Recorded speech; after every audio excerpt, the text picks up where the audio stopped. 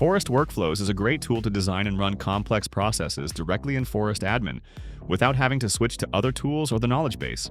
Today I'll show you how to handle payment exception workflows, specifically refund approvals with real-time transaction data and actions on the database and via MCP integrations with Stripe and Zendesk.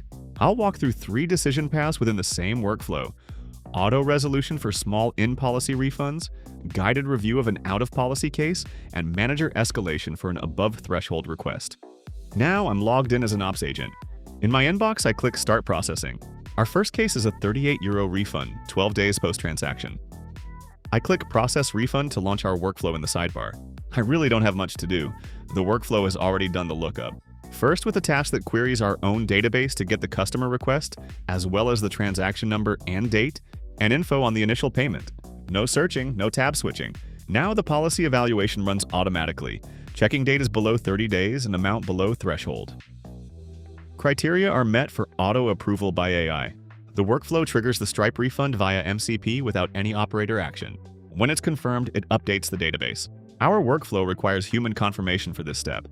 I click Confirm, then it calls a Zendesk sub-workflow to notify the customer. We're done. The decision is logged with full criteria, timestamp, and rationale. And the customer has been notified of the refund approval. Now let's close this and process our next request. The customer request and related information are loaded like in the previous case. This time, the request is 47 days post-transaction. That's outside our standard 30-day refund window. The AI in our workflow applies our policy automatically and the refund is declined. The next step, call the Zendesk MCP Server to send an email notification to the customer. Case closed. Finally, there is a $620 case. Let's skip to the verification step.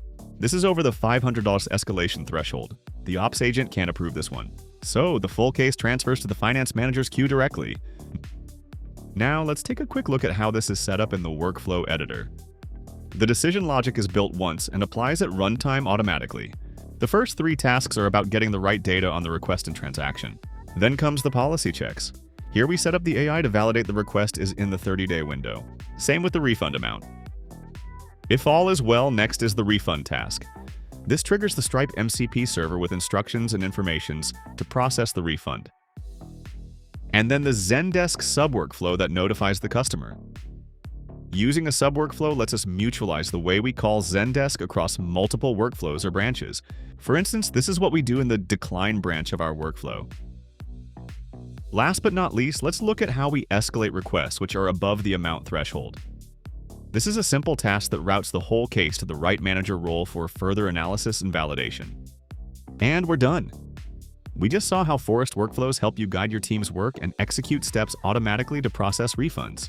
I hope this helps you see how Forest Workflows orchestrate operations quickly and consistently with a clean audit trail, all in one ops platform. Contact us to book a demo customized to your needs.